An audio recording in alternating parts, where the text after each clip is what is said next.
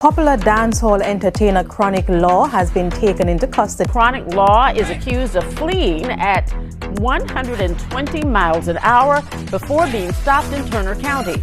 He is now in federal custody without bond. If found guilty, he faces up to 15 years in prison. Chronic Law is in serious trouble. The man who was the most streamed artist on YouTube Jamaica last year is sitting in custody with no bond. How did he get here? This story involves a 120-mile-per-hour car chase through rural Georgia. 4 guns, 92 rounds of ammunition, 1 weapon reported stolen out of Miami. And then, just to top it off, federal prosecutors sitting in a room watching his own music videos and pointing at the screen going, "Yep, that one. That gun right there. We found that one." So let me take you through it properly. This will be fun to watch. We need to start on November 15, 2025. Turner County, Georgia. Small place. The kind of highway where nothing much happens and deputies notice when something does. What they noticed was a vehicle moving at an excessive speed. They light him up. They signal for the stop, but he did not do that. According to court documents, the pursuit hit speeds over 120 miles per hour. When the chase ended, deputies searched the vehicle. Sit with this inventory.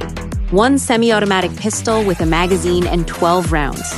A second semi-automatic pistol with 2 magazines and 31 rounds. A semi-automatic rifle with 2 magazines and 49 rounds. And a 4th firearm, the one that raises the temperature considerably, because investigators allege that gun had been reported stolen out of Miami. 92 rounds of ammunition total. Now, hold on, because we need to talk about why this is a federal case instead of a Georgia traffic ticket with a weapons charge stapled to it. Chronic Law, real name Akimi Jermaine Campbell, 32 years old, of Jamaica and Davenport, Florida, has been living and performing in the United States on an O-1B visa. That is the artist visa, the extraordinary ability visa. The one you get when the American government looks at your career and agrees you are exceptional enough in the arts that the country wants you working. It is genuinely a flex. It also comes with conditions. And one of those conditions is that as a non-immigrant visa holder, it is illegal for you to possess firearms in the United States unless you file for and receive a specific waiver. But Campbell had not done any of the paperwork. So the federal charge is possession of a firearm by a prohibited person. Now, the category of prohibited person under federal firearms law is broader than most people think, and non-immigrant visa holders without a waiver fall squarely inside it. So the exact same guns that a U.S. citizen in Georgia could have legally owned, sitting in the exact same car on the exact same night, become a federal crime the moment the person holding them is on an O-1B. That is the trap. And it is a trap a lot of Jamaican artists working in the States genuinely do not know exists until it is far too late. Now, this is the part where you start seeing how the whole thing snowballed. That November stop did not immediately become a federal case. What happened first was Florida. Public records showed a raft of traffic-related charges, including attempting to elude a police officer, which is the serious one, plus improper lane changes, reckless driving, speeding, failure to exercise due care. Bad, but survivable. Artists have come back from worse. Then January 12, 2026 happens, and ICE picks him up. And when that news broke, dancehall Twitter lost its mind because at that point nobody knew why. No explanation given. He was just gone, in custody, and still listed as detained days later. And remember the context, because ICE detention numbers had just hit record highs.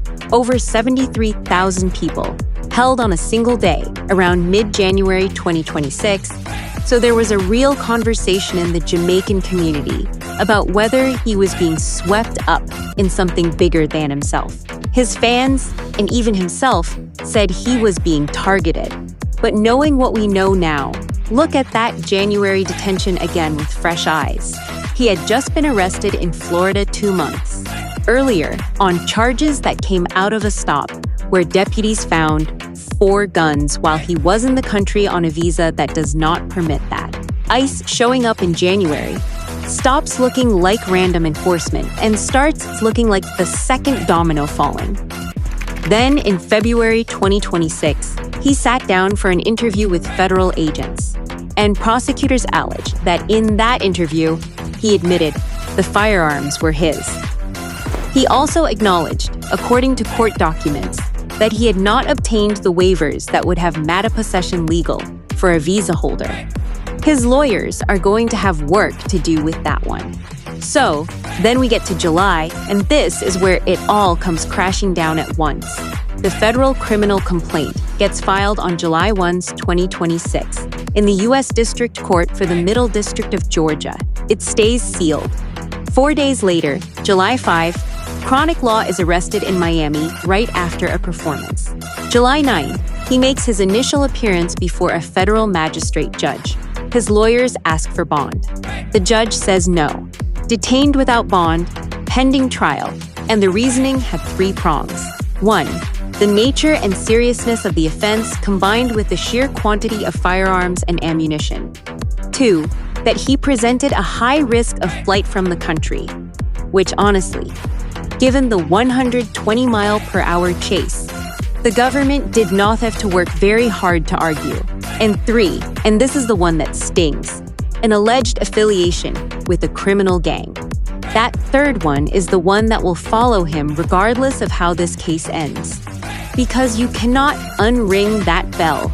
Then on July 14, the complaint gets unsealed, and the public finally gets to read the whole thing, and that is when everyone found out about the music videos. Because according to those unsealed court documents, federal prosecutors allege that firearms connected to this case appear in Chronic Law's own music videos. Specifically, they point to a firearm believed to be a Smith & Wesson appearing in the video for Rich Inna Farron, and they allege that a rifle recovered in the investigation appears in the video for No Check. And this is not a new tactic. It is just new to dancehall at this level. American prosecutors have been using rap videos as evidence for over a decade, matching guns in footage to guns in evidence lockers, using visuals to argue gang affiliation.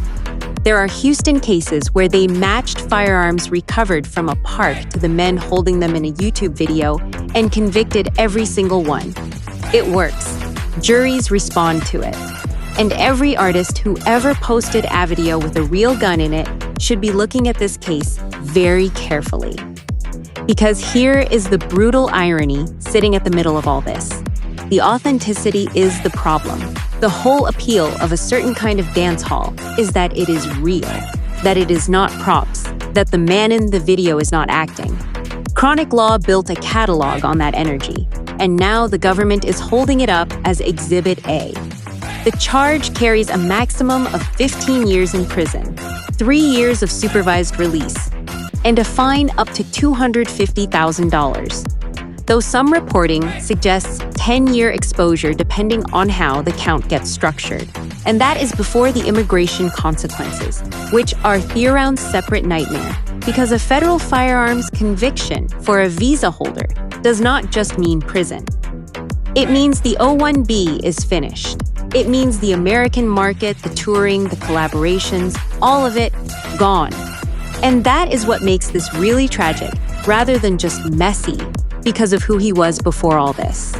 Akemi Campbell came out of St. Thomas, which in dancehall terms is not the obvious launch pad.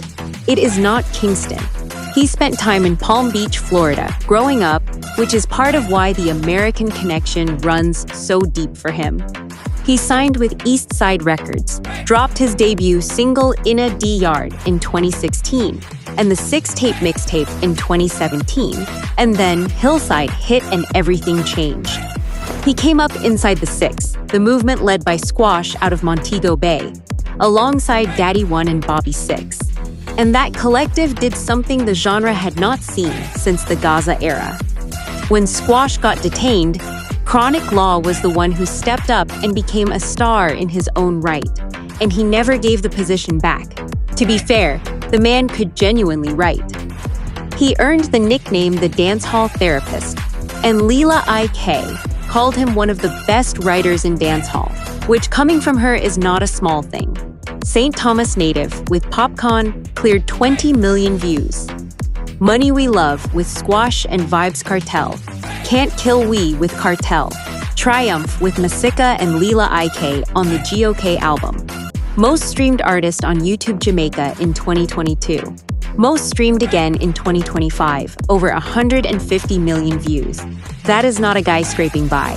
That is a guy at the absolute peak of the genre, holding an American visa specifically issued because the United States government agreed he had extraordinary ability in the arts. That piece of paper was proof he had climbed all the way out. And the exact same piece of paper is now the reason 4 guns in a car in Georgia turned into a federal case instead of a fine. So where does it stand? He remains in federal custody in the Middle District of Georgia, awaiting trial. His legal team has declined to comment while the matter is before the court, which is the correct call, and also tells you they know how steep this hill is. He has maintained he is being targeted. And the streets have been loud about it, with a lot of people pointing at the enforcement climate and asking whether a Jamaican artist gets the same treatment an American citizen would have gotten out of that same traffic stop. Fair question. Also a question that does not make the guns disappear, or the chase, or the February interview. Now I want to hear from you. Do you think Chronic Law is being made an example of, or did he do exactly what they say he did and get caught? Drop it in the comments. Subscribe so you catch the update when this